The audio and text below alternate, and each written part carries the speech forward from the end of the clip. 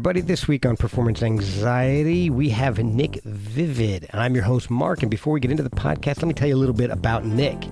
He's a character, and he proceeded to crack me up as soon as he got on. He grew up with 2 turntables and a microphone in his living room because his dad was a radio disc jockey. But, as Nick will tell us, that doesn't always make for the best situation for an up-and-coming musician. He started off writing songs based on hymns from church when he was a little kid. But soon enough, he started playing in rock bands. After some bands, opening a studio, which was ruined in a flood, and an injury that had him bedridden for 3 months, Nick decided to start all over. Music may be a different style, but Nick is still the energetic frontman. In fact, he's the only man. He has a new album out called No More Secrets. He talks about losing his dad while making the album and using the process as a way to heal.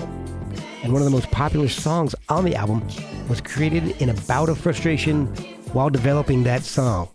To pick up No More Secrets on Bandcamp, follow Nick on all the social media platforms. I think there's only one Nick Vivid. And check out his Twitch channel. And follow us at Performance ANX on social media. Check out the show on Pantheon Podcast Network. And you can help support us at ko-fi.com/performanceanxiety or through performanceanx.threadless.com by buying some merch. And let's go there with Nick Vivid on Performance Anxiety, part of the Pantheon Podcast Network. This is Nick Vivid, and 3, 2, there we go. 3, 2, 1. This is Nick Vivid. Check out my new album. I just forgot the name of my album. No More Secrets. All right, here we go. Hi, this is Nick Vivid. Check out my new album, No More Secrets, nickvivid.com. You are listening to the Performance Anxiety Podcast. Let me do one more. I'd like to do one. Let me get that right. Hey, this is Nick Vivid. Check out my new album, No More Secrets. You are listening to the Performance Anxiety Podcast. Oh, am I sideways to you? Yeah, but I can deal with it. Okay, I think I may have to deal with it too. Unless this goes on YouTube or something. No, it's just audio only. This is ridiculous. There we go. Awesome, man. Well, thank you for joining me tonight. I'm looking forward to it. Yeah, me too. I have been listening to the new album, and man, I don't even know how to describe it to someone. I'm glad I end up using clips in the show because I don't really even know how to describe it. It's really cool. It's like... Neither does my publicist. That's a couple of you. My problem. Well, it's awesome. I mean, it's like DIY meets like synthwave done by the Bee Gees. Yeah. So with a little soul and funk added in, and maybe some 70s rock, and it's a whole bunch of stuff. There's too much to put into one blurb about it. It's really impressive how many different areas you touch on. Thank you. They're all things I like, you know. It's like I listen to music. If there's something about it that I like, it goes in the mental file cabinet. Yeah. And then somehow it comes back out as this other thing that's mixed in with all these other things that ended up on other, decks of the file cabinet and other folders. And then somebody took out the file cabinet, threw the folders everywhere, and all the papers went everywhere. And you just kind of shuffle it all together. Oh, quick, mom's home, or something, throw them all back in. And whatever comes out next time. Yeah, that's what happens. That's how my songs get written, apparently. So. I love it. It's such a great method. But I want to find out a little bit about how you got to this point before we start talking about the album that's out. So you're from Buffalo, right? Originally, yeah. Okay. I mean, I spent 3 or 4 years up in Rochester, so I know how cold it gets up there. Yeah. Good God, I don't miss that place. I don't either. You have kind of music in your DNA. I mean, your dad was a disc jockey up there, and your mom was a big music fan. I'm assuming there was just a lot of music in the house. Yeah, there was, and out of one of the few things that was encouraged in the house was music. Because it was a very music friendly house. for sure. Yeah, there was just always music playing. We had two turntables and a microphone in the living room, literally like a DJ setup with a mixer and everything.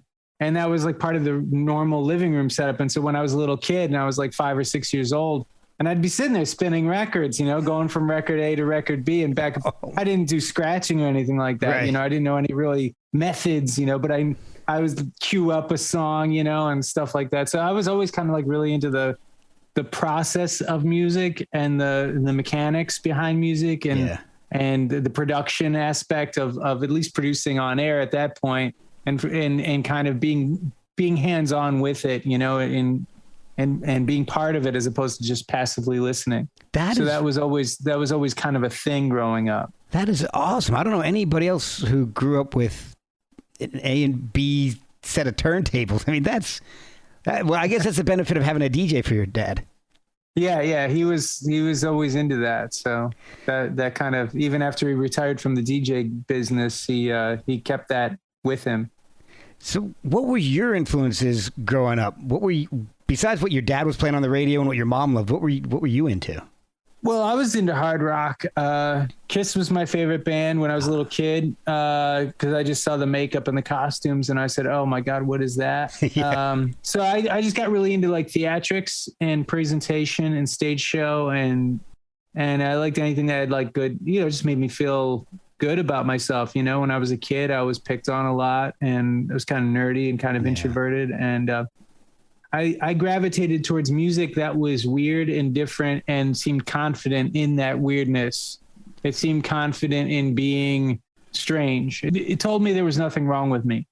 You know, like music that told me that I was okay, and those are the kind of the bands that made me feel like that were the bands I was gravitating to. So a lot of hard rock just made you feel very like, masculine and very like, kind of, we're going to do this. And then everything else I listened to was just kind of, emphasizing feeling okay about myself and feeling good. So I tended to gravitate towards anything that was like that. Plus, I was raised on MTV. Yeah. Back when they, were primarily doing music, and they were at one point, they were a major cultural, force, like they drove the culture. And so I was, paying a lot of attention to MTV in the early 90s when the whole Seattle thing was huge. That was a big influence on me. And the stuff from the 80s was a big influence on me. And listening to rock records from the 70s was a big influence on me. Seeing bands on stages with lights, big stages with big lights hanging overhead of them. And they just looked, godly, standing on that stage with the hair, like the outer edges of their hair would be glistening with like purples and reds, and they'd be silhouetted and stuff. And I was and the great thing about it is like, I've done all that stuff now. Like I've been in all the situations. I've like know how that's all done now. But at the time it was so magical. And now I'm like, I've done all that in a weird way. Like I think one of the things that is so much fun about what I'm doing is that I'm getting to be the type of artist I never thought I could be. Oh, really? I'm getting, like I didn't think I had this in me. I thought I was going to be a weirdo, introverted, weird kid for the rest of my life. And then I like can put a flowery shirt on and jump around on stage and raise my hand in the air and people go, okay, we'll buy that. I'm like, really? Okay. So. We'll be right back after a word from our sponsors. This podcast is sponsored by BetterHelp. Without a healthy mind, being truly happy and at peace is hard. The good news is therapy works. But what is therapy exactly? It's whatever you want it to be. Maybe you're not feeling motivated right now and would like some tools to help. Or maybe you're feeling insecure in relationships or at work, not dealing well with the stress. Whatever you need, it's time to stop being ashamed of normal human struggles and start feeling better because you deserve to be happy. And now you don't have to worry about finding an in-person therapist near you to help. BetterHelp is customized online therapy that offers video, phone, and even live chat sessions with your therapist so you don't have to see anyone on camera if you don't want to. It's much more affordable than in-person therapy, and you can start communicating with your therapist in under 48 hours. Try doing that in person. So join the millions of people who are seeing what online therapy is really about. It's always a good time to invest in yourself because you are your greatest asset. And a special offer to Performance Anxiety listeners, you can get 10% off your first month of professional therapy at betterhelp.com/performanceanxiety. That's betterhelp.com/performanceanxiety. Thanks again to BetterHelp for sponsoring this podcast. So once I realized I could, an audience would like actually pay attention to this and see it as legitimate, that's kind of how I got to this point to some degree.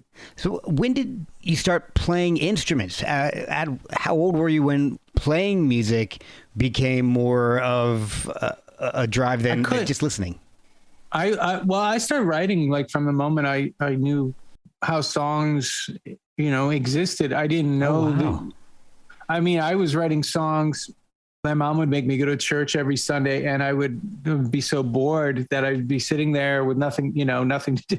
Literally have a whole church service to pay attention to, right. But in my mind, I have nothing to do. I'm bored out of my mind.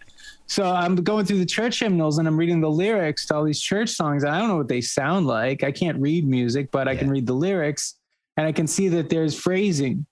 And I can see that they're sectioned off into choruses and verses. And I understand that much. And so in my mind, I'm making up new songs these songs, and I'm singing them to myself. And then I'm constructing records. I'm like, okay, well, this song's 3 minutes and 30 seconds. And I'm thinking in terms of albums where you could fit like 22 and a half minutes on a side of an album. So now I'm producing an album in church sitting in a pew, and I'm like thinking, okay, well, this song's gonna be 3 minutes. This is gonna have a guitar solo. This one's gonna not have a guitar solo. This one's gonna, this one should end side 2 because it's a nice slower song. It fades out really nicely. And I'm like constructing, I'm like 10 years old doing this. Oh my God. I don't know how to play an instrument, but this is where my mind, this is my imagination. This is how I chose to use my imagination when I was a kid. Oh, and so I would be, and I still do that to this day. I mean, that's just always something I've done. So when did you start playing? What instruments, and what was the first instrument you picked up? Well, drums I started playing. I guess it would be around that time I'd started playing drums, because I was like 11 when I got my first drum kit. And I was like, there's actually a video put out for the song Hush Money, which is like a lyric video. And it's got old footage of me when I was a little kid. I was like maybe 6 or 7 playing a little Muppet kit in the backyard. So, I didn't really know how to play. I'd say I was like 11 when I like kind of started understanding how to play the drums. And 13, 14, I wanted to learn how to play guitar because I wanted to start writing songs. And I didn't want to be, I realized I didn't want to be on the back of the stage. Yeah. I wanted to be in the front of the stage. And I wanted to learn, I actually wanted to learn how to play some of these songs I heard in my head. So, I learned enough to, and then, I played rhythm guitar for like a year, and then I learned how to guitar solo. I didn't think I'd ever be able to play a guitar solo. And then I was like, oh, I can actually solo. And it just kind of grew out of that. And then I got a 4-track. I'd make records, really bad records, but I was making records. I was putting all those techniques that I had imagined in my head to use and learning how to actually craft records and put things together. And they weren't very good, but it was the idea that I was doing it. Were you singing this whole time? I was singing a little bit, but I didn't develop a style or my voice at all. I wasn't very confident. It really wasn't, until I came to New York that I really found my voice as a rock singer. And I was pretty good at that. And then when I started doing this kind of music, I always had a falsetto because I always sang in like high school chorus and stuff. But the falsetto finally like started paying dividends when I started doing this kind of music. So now people know me as that, which is kind of weird. Yeah. So how old were you when you started getting together and playing in bands? And I guess, were you gigging locally in Buffalo? Yeah, I was in my early 20s and then moved to New York. After I was in a band called Bisapiens, and they were kind of a glam rock thing. And we had some industry attention. And I decided the band wasn't serious enough.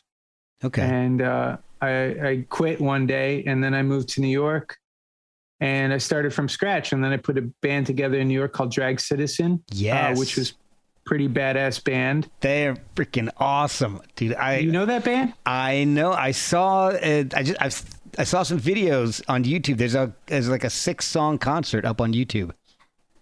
Are you sure we're talking about my band, Drag Citizen? It says right here. I will pull up right now because it says it thanks you in the notes there. Let me see. Oh, really? Live at the Continental Club, February 17th, 2006.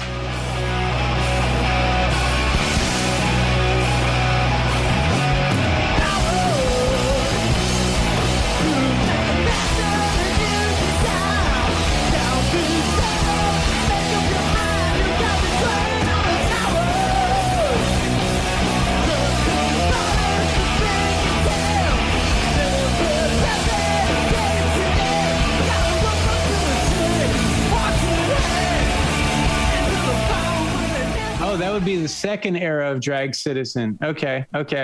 There was an original incarnation in 2004, and then 2006 was the second incarnation. Okay. And then that band broke up. Then I joined another band called the Nuclears. Then I quit that band, and then I had a recording studio, and then that wasn't fun, and that ended. And then I was like, you know what? I'm tired of being in bands, but I love performing. And then I started this about 5-6 years ago. And then, this kind of came out of a thing where I had this recording studio and I lost it to a flood, and I really didn't enjoy it anyway. I thought maybe, after being in bands for years and things not working out, they always seem to break up, or things don't, there's always like egos that get weird, or something happens. And I was saying to myself, maybe this isn't what I should be doing with my life, And so I built a recording studio hoping to help other bands, thinking maybe that would give me a sense of feeling. At the end of the day, it's about feeling fulfillment. Yeah. And I wanted to feel fulfilled in my art and my creative endeavors. And so I built this recording studio thinking, if I serve others, maybe this will help me. Mm-hmm. And it ended up being completely the opposite. I ended up helping out. Half the bands I worked with, I really enjoyed working with, but the other half didn't appreciate it at all. Were kind of, it just wasn't fun. And I wasn't getting any fulfillment creatively or artistically or anything out of it. I said, you know what? I enjoy recording, but I don't enjoy recording anybody but myself. Okay. And that's okay. It took me a long time to realize that was okay. That wasn't my ego talking. That wasn't me saying, being selfish or arrogant about my talents. That was me just saying, you know what? I really just enjoy doing this for myself, and that's okay. It's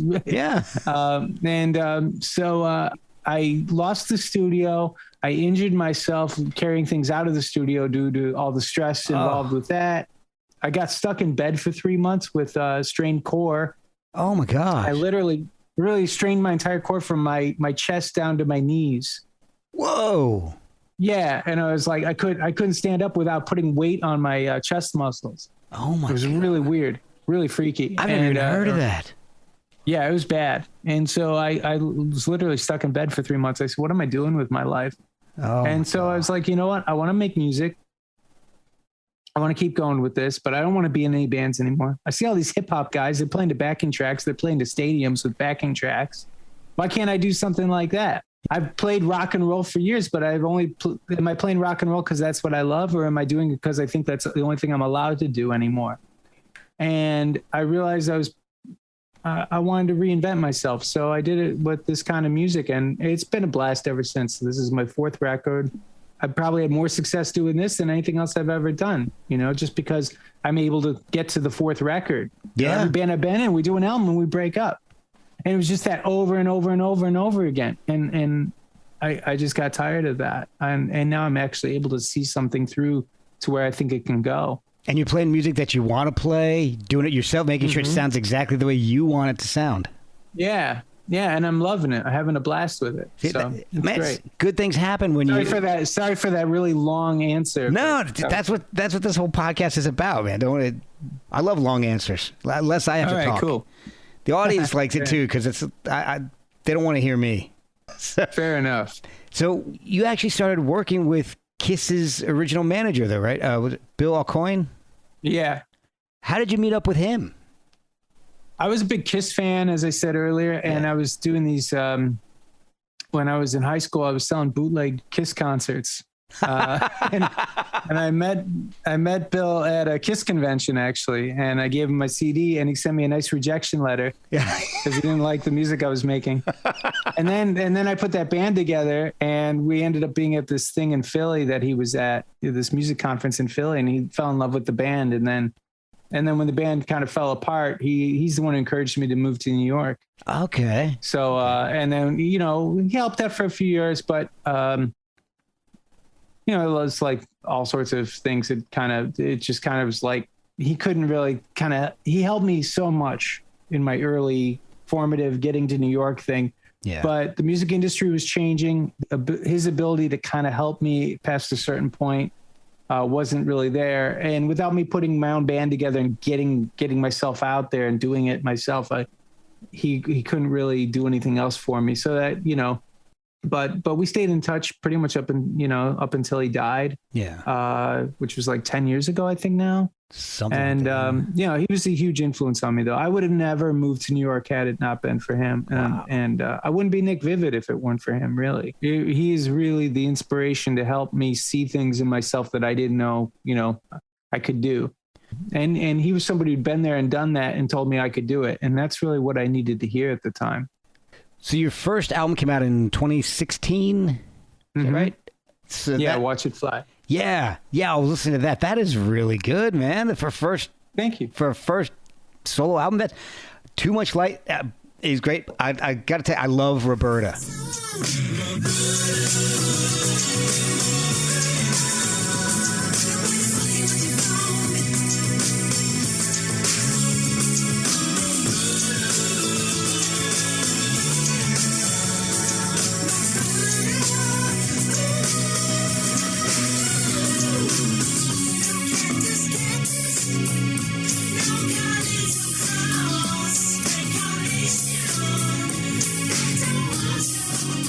Oh, thank you. Yeah. I like Roberta too. That song is awesome, and I've listened to the new album first. So I kind of looped back around. Okay. And what I love is the sense of humor in your music. Yeah, Roberta's like just about a crazy lady who thinks people are. But I'm a big fan of like these prank call podcasts. Oh yeah. So sometimes at night when I'm trying to go to sleep, I'll listen to these guys, like just make prank phone calls on the and I'll fall asleep to that. Oh God. I don't know why. That does weird stuff to your brain, man. Yeah, I don't know what it does to my brain, but anyway, so it's just like a thing about like a woman who thought she was getting prank called all the time. So that album's got that album was a real joy to do because being such a rock purist for years before that, I didn't allow myself to learn any recording techniques that existed past 1982. Like I didn't allow myself to learn sampling or understand the concept of sampling or beats or working with triggers or any kind of MIDI or anything. Like I learned all that stuff like that, at that time. So it was like a brand new world to me in 2016. I'm like catching up on like 30 years worth of recording technology. Wow. And I'm like, okay, cool. This is awesome. Oh my God, you can do this. And then I'd listen to these hip hop guys from the 90s. I'm like, oh, that's what they were doing. Oh, I know how to do that. Man. And then I could figure all that out. And so that album was just kind of me just kind of throwing everything I possibly could against the wall and seeing what stuck and what I liked, and then as the records went on, I kind of refined it, and each record's got its kind of own theme and space.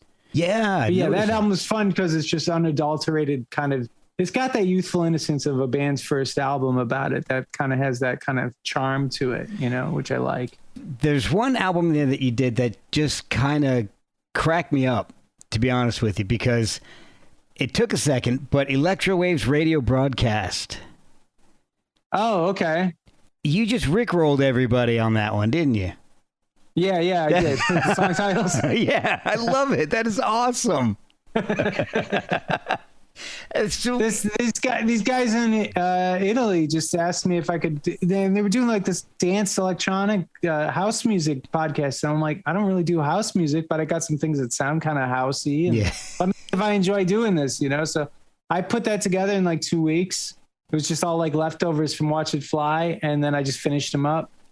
And then put that out. So yeah, that was just kind of a fun thing to do. It's something different. I don't think I'd ever do it again, but it was fun at the time. It's awesome, and the fact that the titles all spell out never gonna give you up. So great. I love it. That's probably one of my favorite things I've seen on this podcast. Is almost 250 episodes in, and I've never seen anybody put that much thought into Rickrolling their audience. Yeah, it's amazing. Thank you. That was a. I didn't know what to call the songs, to be honest. I couldn't figure out like what would title these, because they're just all these instrumental tracks. I'm like, I don't have titles for any of these, and I just thought of that one day. I don't even know where that came from, and I was like, that kind of works. I'll just take all the, all the. Morse code words. The military alphabet, whatever. The military alphabet, and throw it all in there, make it all seem to work. God, I think that is brilliant. I love it. Thank you. But I also like Nicksploitation. There's some cool stuff going on there, like Belly Rub. I love it. But Empire State of Mind Part 4 that's one of my favorite songs of yours ever.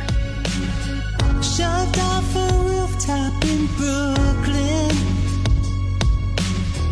or maybe slashed on the train, choked out proper by the boys in blue. If you say Lucy's, we'll bring the pain. Welcome to New York.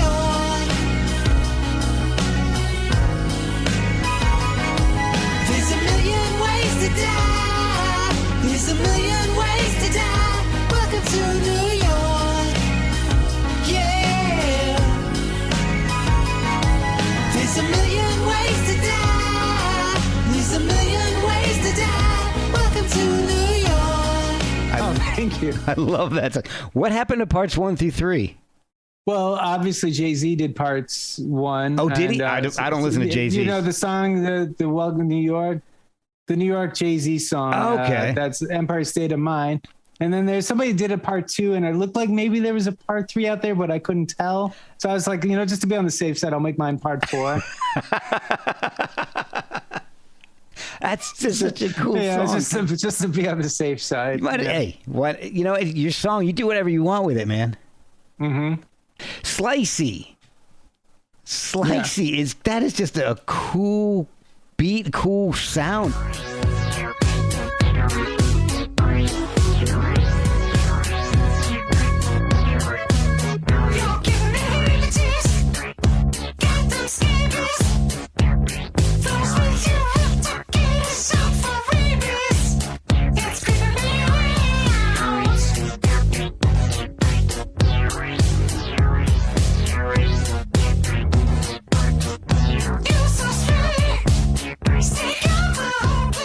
And you're doing all this on your own?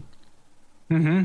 Is this all electronic, or you playing like bass, or is it all? Slicey, I played real bass on. Okay. With some kind of, I want to say it was a Moog maybe on that. I can't remember what synth I put on that to make that sound, but it was badass when I heard it, and I was like, oh, that synth sounds awesome. Literally just drums, a synth, and a bass. And that's the whole song. And it just sounds so big. It does. Because it just slams. So, yeah, that was a lot of fun to make that one. And the bass was just like, I just literally like have a Fender jazz bass that I cranked out the notes on. So. We'll be right back after a word from our sponsors. That and going back to the sense of humor, One Way Mirror made me just laugh. Mm-hmm. I love your lyrics. They're just it's kind of a Me Too song. People, I got to be careful. Yeah. Like, I was doing it live in the last tour. I'm like, man, I shouldn't be doing this song anymore. People might take this the wrong way. Oh man, people are too serious as it is. Yeah. So you didn't start off playing these songs live though. The first couple albums, am I right? You weren't. You were just releasing albums.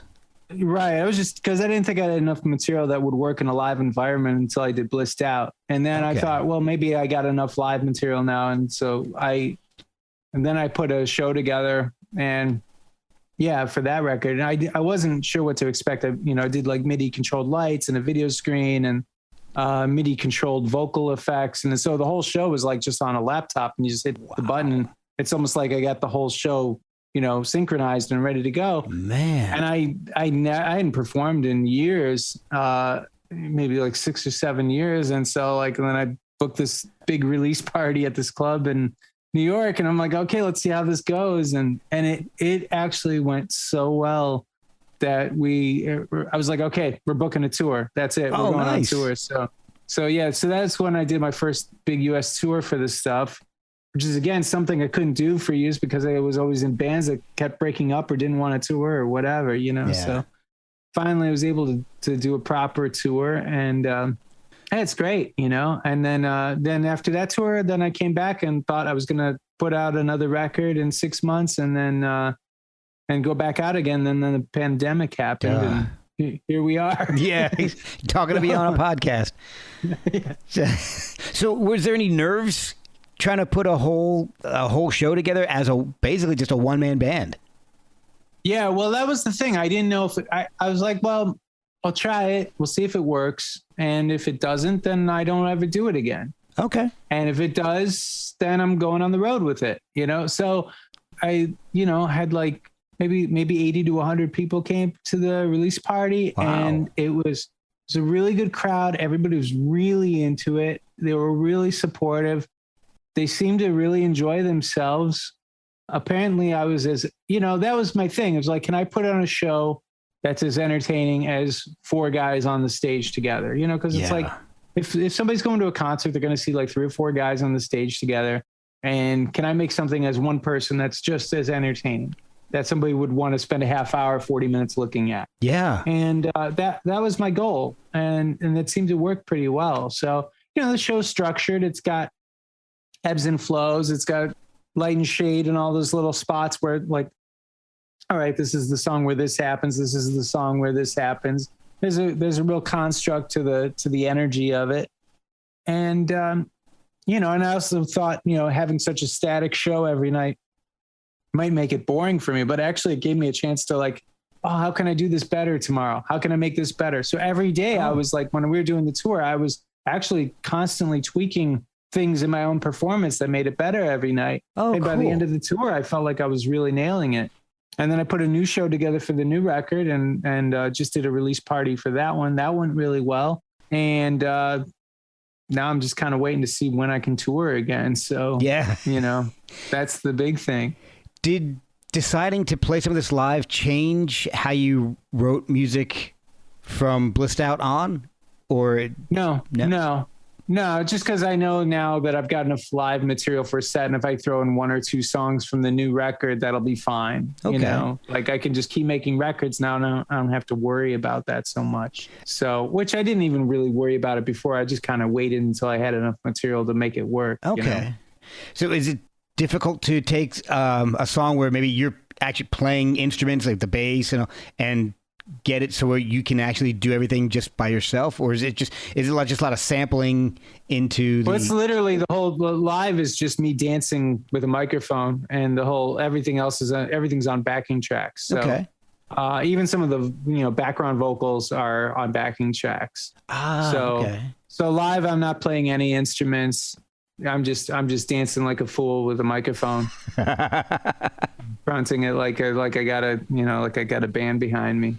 The new album, No More Secrets, was that started in the pandemic or did it start before?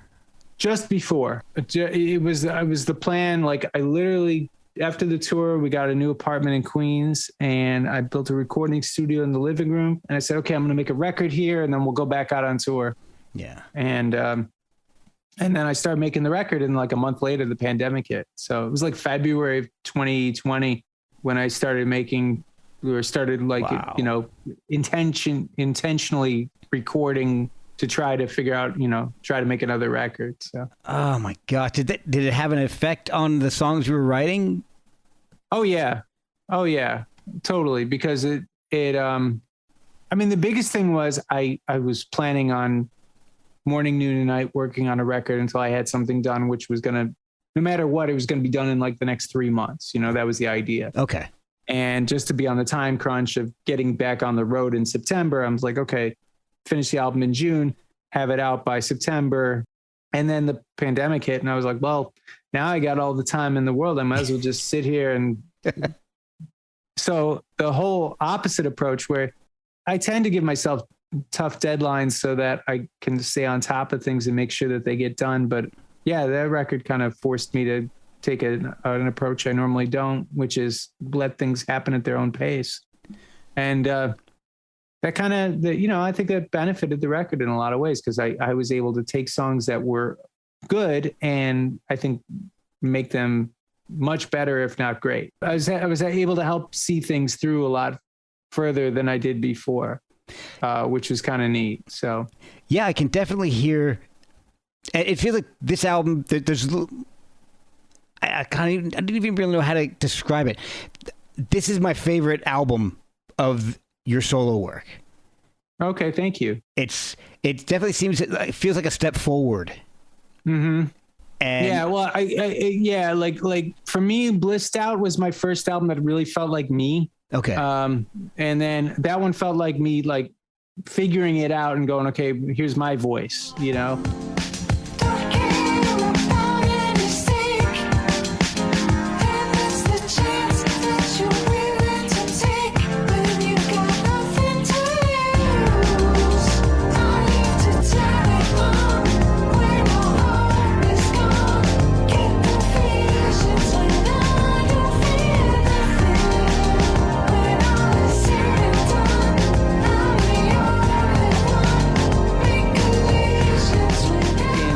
One was kind of me just kind of going, yeah, I don't know what to tell you, man. Here it is. This is it.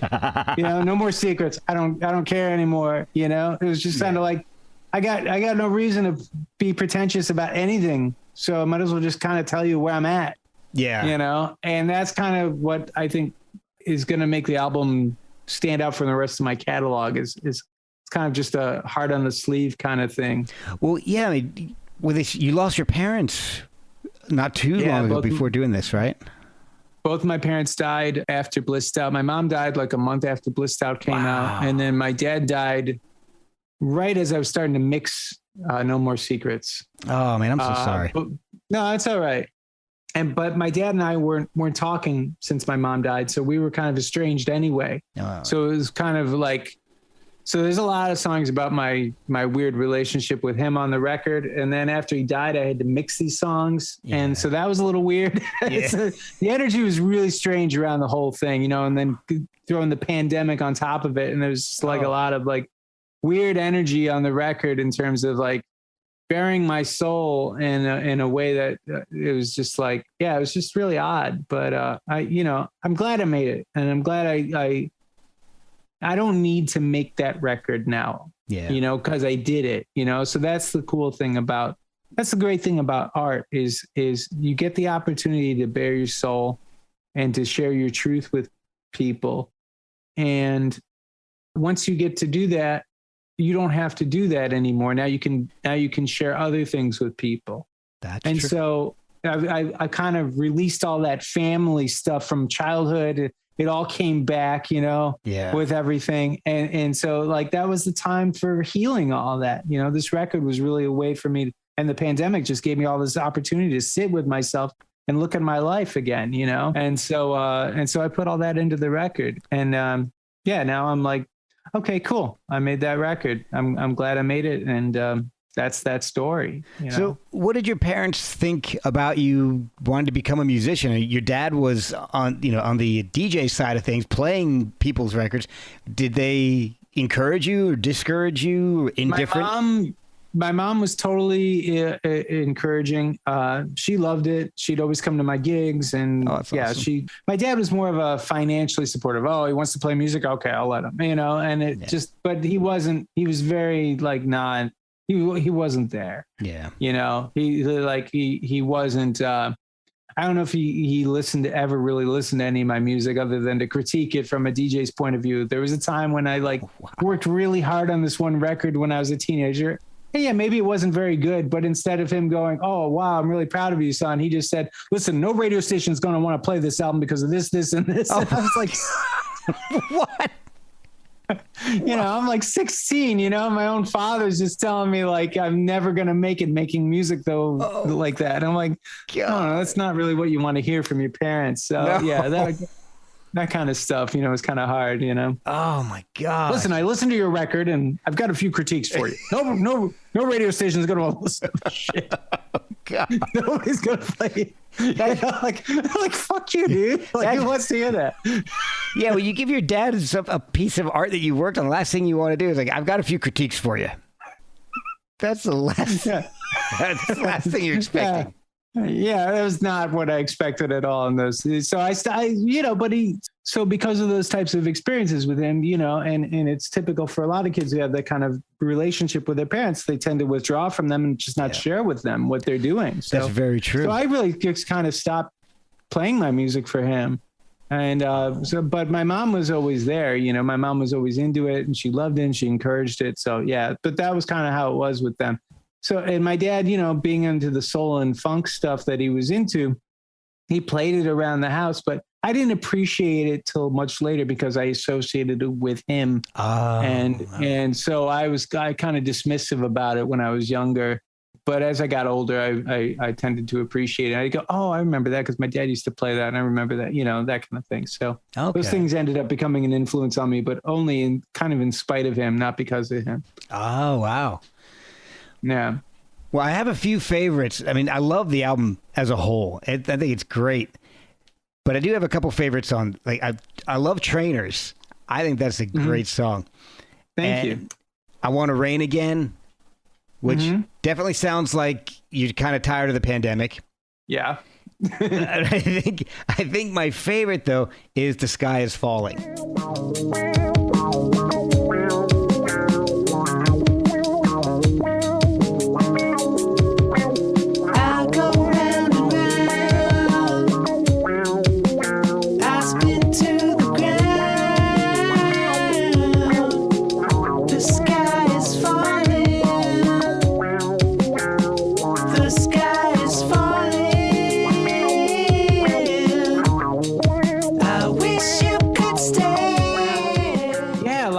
Like that song. Oh, the wah on that, and then the beautiful vocals on it. That's my favorite song of everything I've heard of from you.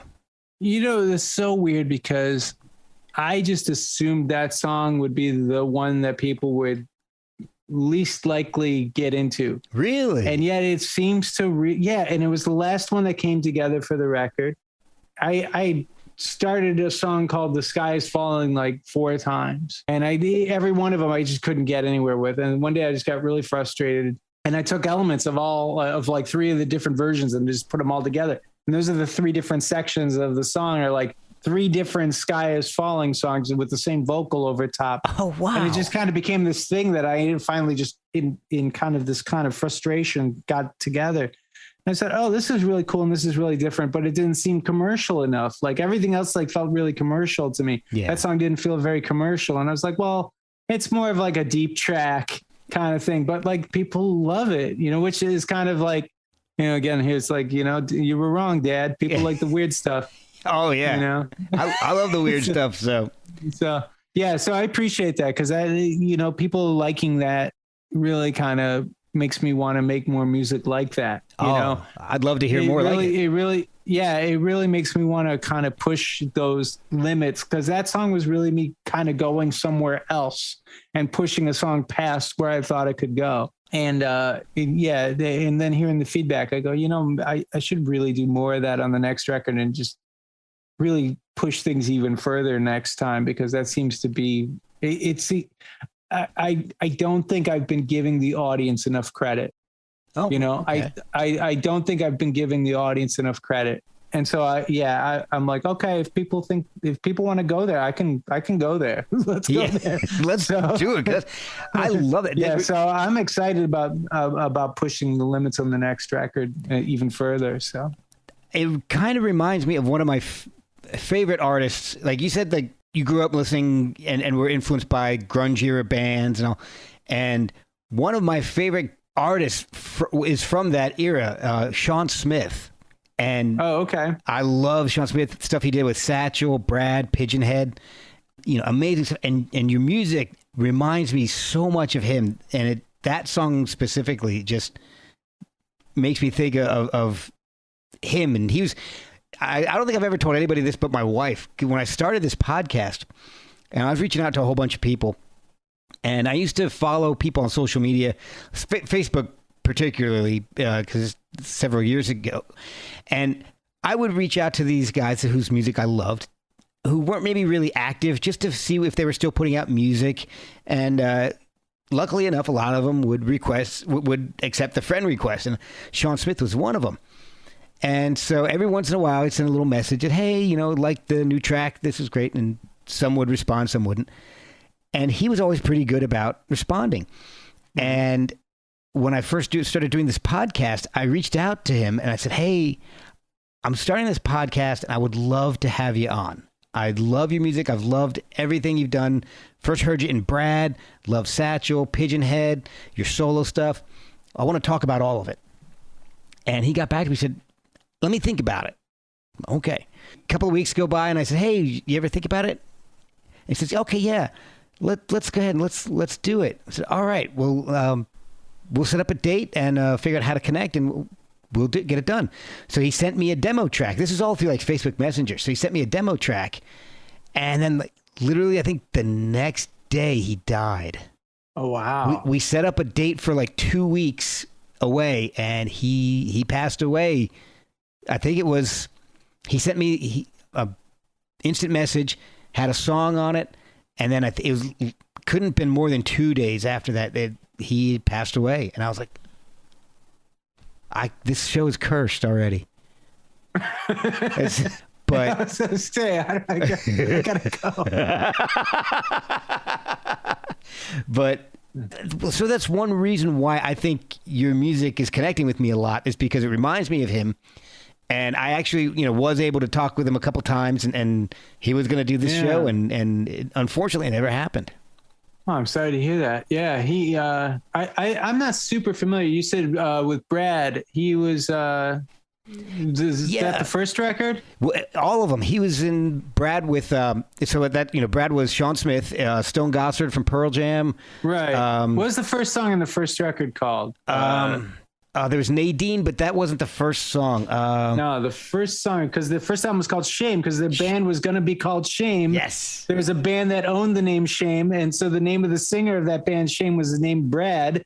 Yep. Right? That's the story with them? That's exactly right. Yeah, and so they named their band Brad because of the guy who owned the name Shame. Buttercup. I remember that. So, it was a good song. That whole first album is amazing. And so that's how I found out about Sean Smith. Apparently, I had some other stuff. I had some old Mother Love Bone bootlegs, and apparently he's playing piano on a bunch of them, and I just didn't know. That whole scene was way more incestuous than anybody ever remembers. Yeah. Like they all knew each other. They all hung out. They all played on each other's records. Exactly. It's crazy. It was amazing. But before anybody knew who any of those bands were, it's amazing. You'll never get that again. You'll never get that again. No. Have you read Our Band Could Be Your Life? No, I've heard of it, but I have not read it. Oh, you got to read that. That book is so inspirational. I mean, that book gives me a fighting chance, because it's like being an independent artist, and there's a lot of sentiment to the idea that you can do any kind of music you want. Yeah. And you can do things with it. You can affect people's feelings. You can inspires somebody to do something. I mean, that's the whole point of this whole thing that we're trying to do. You know, at one point I thought I wanted to be rich and famous, and I thought I could do both, you know, I'm going to be the biggest artist in the world, but I'm also not ever going to sell out, you know? Right. And so, and then I realized what's the point? The whole point of being the biggest artist in the world is to sell out, but I needed it for my self-esteem or whatever, I guess at the time. Yeah. I don't need that anymore. But the truth is those bands never changed, and they never cared about the success. Yeah. They certainly wanted to do that with their lives as a lifestyle, much like I do, you know? I mean, I wake up every morning, I get to be Nick Vivid. I mean, how great is that? Yeah. I mean, at the end of the day, that's the whole point, isn't it? You know, but those bands really lived that. And then the success that they got by the end of the book, it was just such a fluke. You'll never see that kind of concentration, that untapped concentration anymore, because the internet's made everything so available to everybody. Exactly. At the time, it was a secret. Nobody knew about Sub Pop in the Seattle scene. And that, you know, that would happen occasionally. Like if you look at the Southern rock scene, like Macon, Georgia, you know, so many bands. But like you just hit the nail on the head. Then, you know, with the internet, that just, it can't happen again.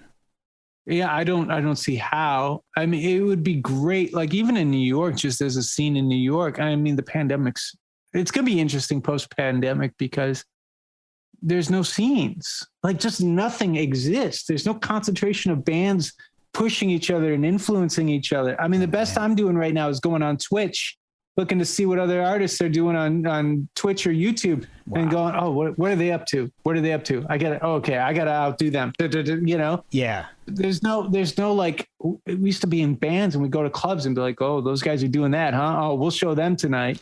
You know? Yeah. And that, I'm still very competitive like that, but it's tough to be competitive when there's nothing to compete with.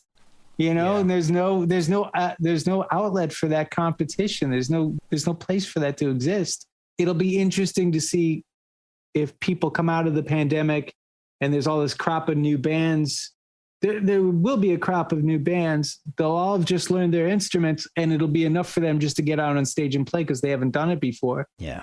But I'm hoping that there will be people who push themselves past the limits they thought they had and come out with something that's bigger than anybody expected. That would be kind of cool. I haven't seen it yet, but I'd really like to be influenced by something. Well, you know, like you just mentioned with The Sky Is Falling, you know, you could be doing that too. You know, your next album. I mean, I could be. I mean, I think I have enough in me to push myself, to motivate myself to get there, but it would be really nice to be part of something that was bigger than me right now, you know, and I miss that. I miss not feeling like I'm part of a movement that's bigger than me at the moment. Because there were times when I play in rock scenes, or even the last band I was in, you know, we were part of the Bushwick rock scene about, you know, almost 10 years ago. And that was pretty happening back then.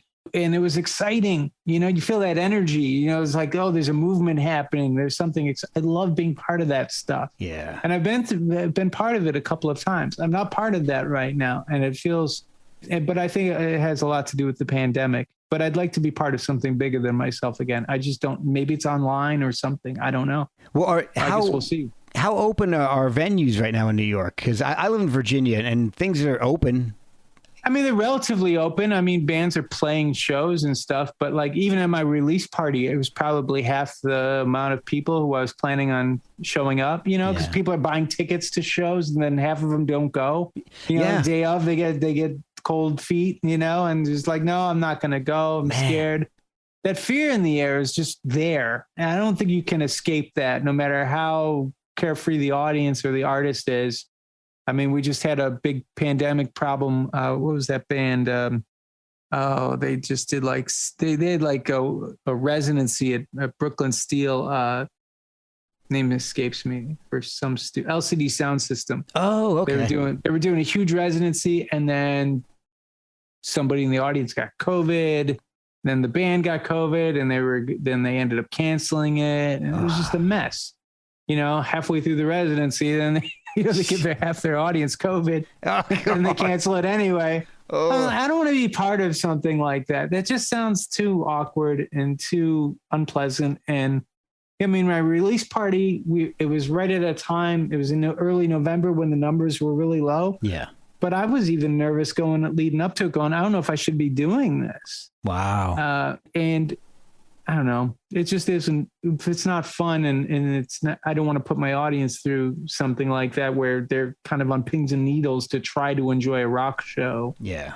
It's just an unpleasant experience. So I'm That's sticking to online stuff right now and, posting. I'm starting on my Twitch channel again. I'm just going to do live from the studio stuff on my Twitch channel, and do recording and, write music online and see how that goes over. I'm very particular with my internet image. So like it took me a while to find a way to do TikTok videos that I liked. And it took me a while to figure out a way to like post things in a way that I thought represented my brand, quote unquote, of Nick Vivid and how I want to come across. And I think I finally, I just did a thing for Spin Magazine for their Twitch channel in December. And I ended up playing acoustic guitar for it. And then I watched it back and I'm like, I don't like this at all. I'm not a singer-songwriter. I shouldn't be sitting there with an acoustic guitar playing my songs. It's not natural for me. But then I did another thing with Twitch on my own channel where it was just me sitting at my studio here and writing. And then I just watched it back and I go, oh, now that looks kind of compelling. So, it takes me a while to figure out a way to make these things work for me. Okay. But I think now that I've kind of got something I think works for me, I'm going to expand on that a little bit. Well, that's awesome. So I've kept you for quite a while here. Where can people follow you? You've mentioned, so many different avenues where people can listen to the music and follow you. And what's the best way for people to find your music and keep an eye on what you're doing? I'm everywhere. nickvivid.com. Sign up for the mailing list. I don't spam people to death. I send out a mail like once every month or two. And then Instagram, I'm pretty active on Instagram, on TikTok, on Twitter a little bit. And then, and then my Twitch channel, I'm starting to get that going again. So I'd love people to sign up on my Twitch channel and check out, because I'm probably going to be doing a lot of live streaming coming up. And then awesome. And I'll be doing the vinyl for No More Secrets finally just came in, and I haven't officially released that yet. So I'm going to do a online vinyl release party at some point. Oh, plus cool. I'm going to shoot some more music videos and just kind of do like a second push on the record because we pushed it leading up to the release party, and I'm going to do another push this spring. So and then we'll see what goes on from there. What's the best way? Vinyl or even the digital download? Is it Bandcamp is the best way, or through the website? Bandcamp's great. Website's good. I mean, you could. I got the Bandcamp. I got the Spotify. I got everything. So any way you want to get the record. And I'm very hands-on with the digital distribution side of things. So I make sure the digital downloads are mastered the way I want them to be mastered, and everything's awesome. Like I get very picky about how it's represented out there. Probably a little too much, but but it's great because I have like a really good relationship with my distributor who handles all the digital stuff, and we make sure everything's on the up and up. So wherever you get it, it's going to sound good. But yeah, Bandcamp's good. And obviously with Bandcamp, you support the artist directly. Yeah. And there's no middleman, but I like my distributor. So if he gets a cut, I'm fine with that. Oh, that's good news. Yeah. Well, Nick, man, thank you so much. This has been a lot of fun. I really have enjoyed the album. It's just really a fun listen. And I went back and listened to the others, and it's just, I've just made me feel good listening to it. I really loved it. Awesome. Well, that's the whole point, I mean, especially times like these, I like to make people feel comfortable, connected, and also give them a sense of release at the same time. I think, again, when I was a little kid, music made me feel like I wasn't alone. And so I'm just trying to pass that on. Well, man, I feel it and I love it and I appreciate it. Thank you. Thank you. And a pleasure.